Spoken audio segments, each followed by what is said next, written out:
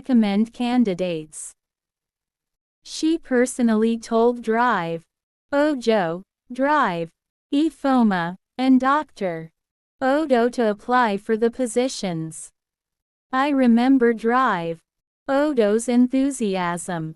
He was full of hope, already envisioning how he would contribute to the department in a bigger capacity.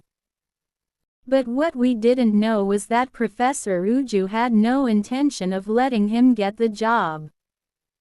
Behind closed doors, she was planning a different outcome.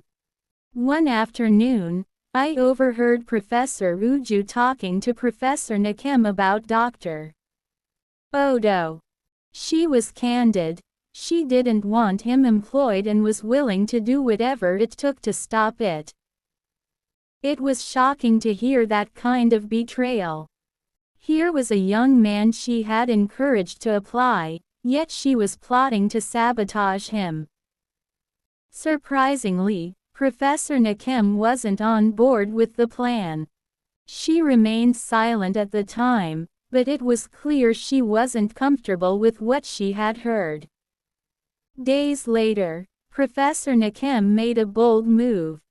She called Drive Odo to her office, a meeting he didn't expect. She told him everything: Professor Uju's plan, the hidden sabotage, and the political games being played. I remember how stunned he looked afterward. She advised him to take a different route, to apply through Imo State government, his home state, so the application would go straight to the vice-chancellor. It was a risky move, but Drive Odo followed her advice.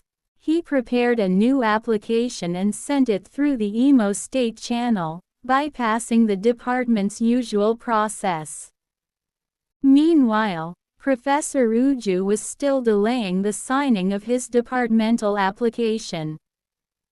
She kept giving excuses, pretending to be too busy.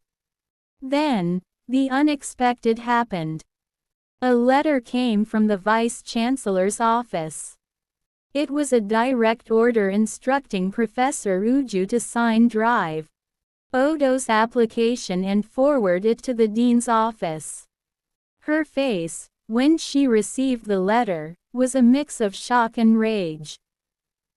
She had been outplayed, and she knew it. But she couldn't defy the vice-chancellor. She signed the application, handed it over, and pretended